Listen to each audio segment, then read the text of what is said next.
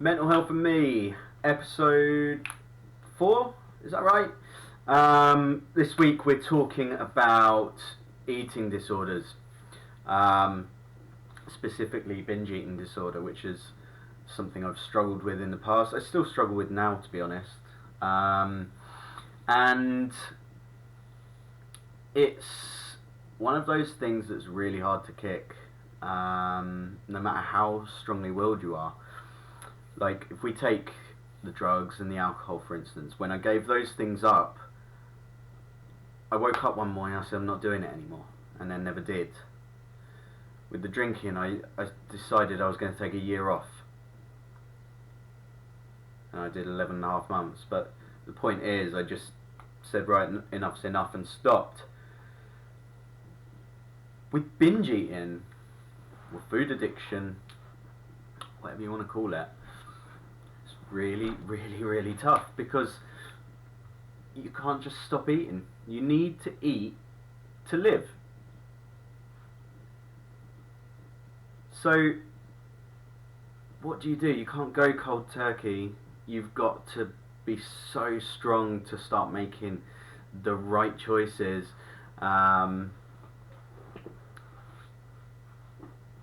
It's just one of those things. I've still not cracked it, to be honest. But let me tell you about this story. And obviously, like I said, I gave up drugs and I found exercise, which saved my life, and all this good stuff started happening. And then I decided I was going to become a personal trainer. Okay, so I booked the course. I was really excited about it. I did all the coursework. I was getting ready to go and do the practical part of my course, which was a week long. I had to go to Cambridge for this, and it just slipped my mind to tell my daughter's mother.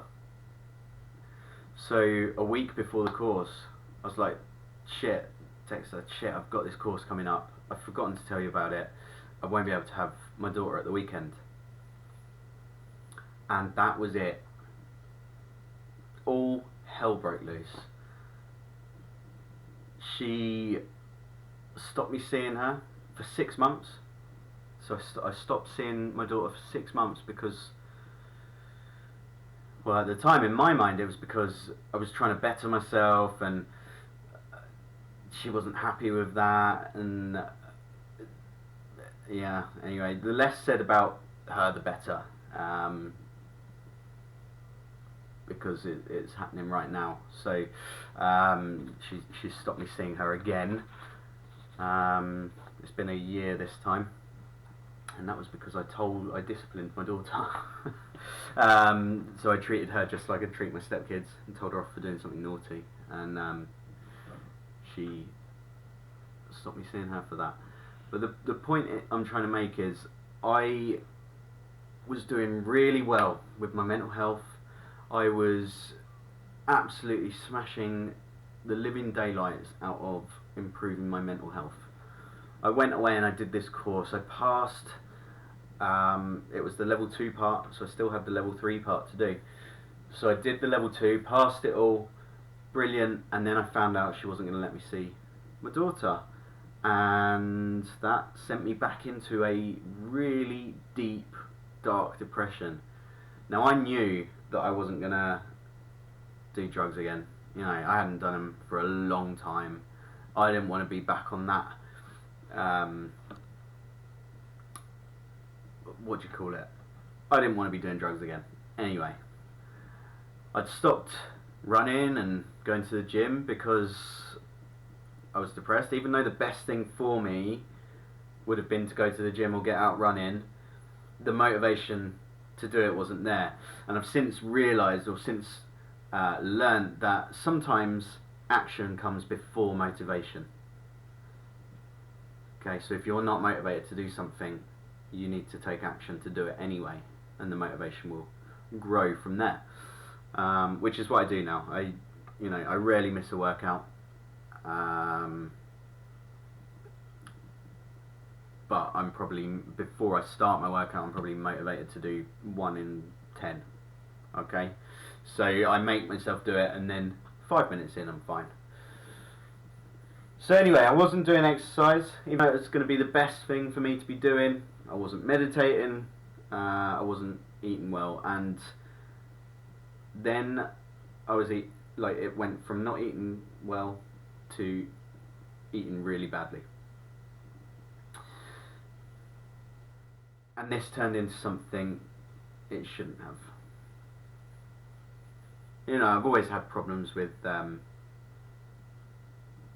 junk food and stuff because of smoking weed. It goes hand in hand, but never like this. This was something that I had no control over. And it was depressing. It was like, and here's the worst case, or the worst situation I was in. Crying to myself while I was eating shit food because I didn't want to be eating it, but I couldn't stop myself. Work that one out.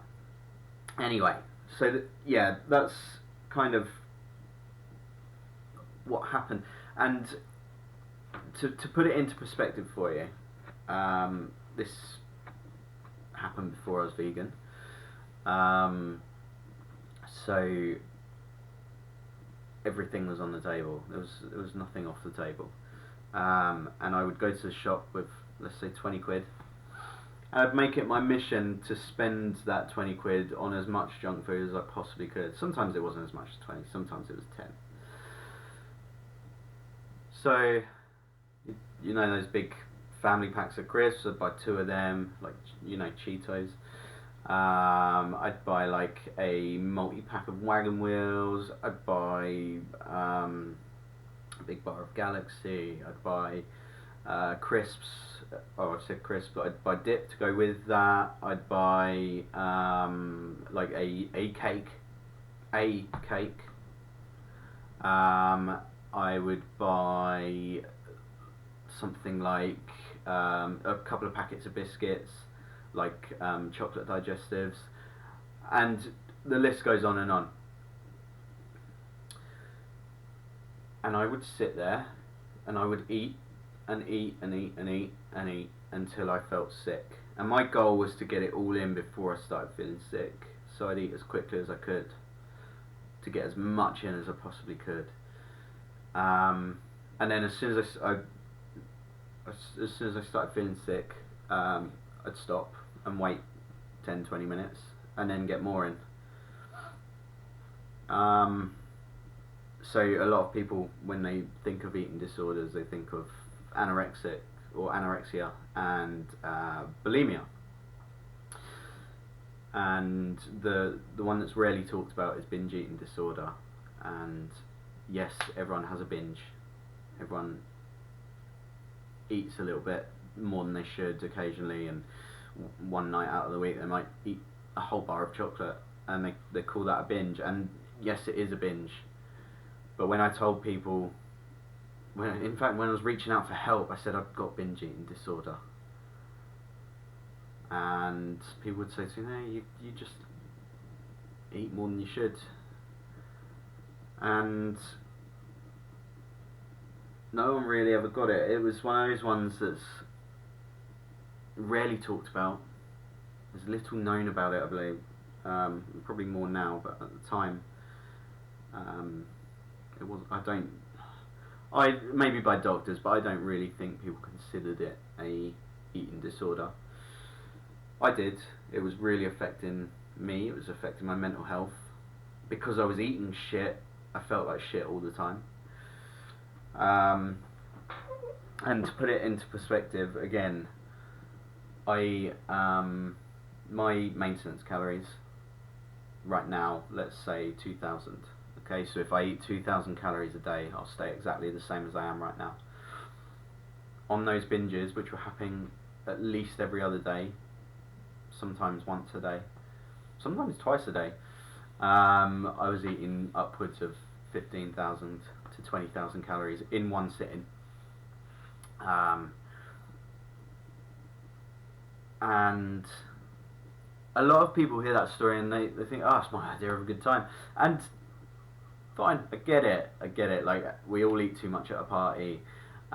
We all eat more than we should on a Saturday night in front of the TV. Yeah, but this is horrifying. Like, I was going to the shop, knowing that I wouldn't enjoy what I was about to do, telling myself all the way, just stop, turn around, and I couldn't. I'm walking around the shop putting things in my basket, like, that one's going to make you feel really sick. What are you doing? Still putting it in the basket. Walking up to the cashier, and most days it would be the same one. So I had to look this person in the eye every day with this basket full of shit. And, you know, at first, oh yeah, maybe he's having a party. Okay, but day 2, what? It's a 2-day party? Week 5, it's still happening. So this person knows that you're putting it all away. So you've got that added shame. You're walking back with this carrier bag full of stuff that you know is not going to make you happy. In fact, you know it's going to make you feel unhappy. And at the time I lived with my nan, so I would have to walk in and try my best to get it past her and into my bedroom without her seeing. And then get into my bedroom, not even waiting to turn the TV on sometimes, unwrapping something as I'm closing my bedroom door, putting that in, to find something to watch on the TV, a film usually, because I knew that was a good space of time to get as much in as I could. And every time I'm unwrapping something, what are you doing? Bang, in, next.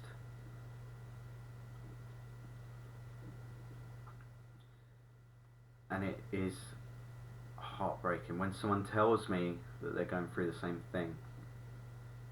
It breaks my heart because I know how it feels, and it's one of the worst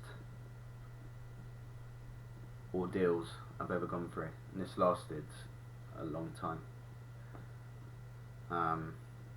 Like I say, it's still happening to a certain extent now. And when did that start? It started over 3 years ago. So a good 2 years. Even when I became a personal trainer, I'm still going on work that one out. A personal trainer that can't control what they eat, but they're telling other people to. So secretly, this disorder of mine was a secret. I didn't really tell many people. Towards the end I did. And my partner Amy has been really supportive. She's helped me get through it to a certain extent. It still happens, like if she's at work, occasionally it starts happening because there's no one here. I've got nothing to do, or I'm working, and it just starts to happen, and I catch myself. So no, right, find everything that you've had, all the packets, track it on MyFitnessPal, and stop. And that's what I do now. Yeah, some days I still go over my calorie allowance for the day, but I'm getting a control on it, and that is the most important thing. A food addiction is a hard one, guys. It's really, really hard to overcome. But if you need support, or you just need someone to talk to, reach out. As you know, any mental health issue is really close to my heart, and I want to help anyone that needs it. So if you're struggling with food addiction, or any eating disorder, or depression, or anxiety, or bipolar, or schizophrenia, whatever it is, if you don't feel like you've got a handle on it, or you just want to chat to someone, or you just want someone to listen to you, reach out. Please, I beg you. I will listen, and I'll help in any way I can. I can't give advice, it's not my job, but I can point you in the right directions, and I can listen, and I can be there for you. Do not suffer in silence. Talk to someone. Talk to me, talk to a family member, talk to a doctor, talk to a charity, talk to someone. And we're going to leave it there. I haven't even got a subject for next week, but we'll be back at the same time, or I'll be back at the same time next week. So look out for it. And if you've got any ideas that you want me to talk about, please let me know. I'm happy to talk about anything. I'm an open book. But yeah, please do reach out if you need help. Okay, see you next week.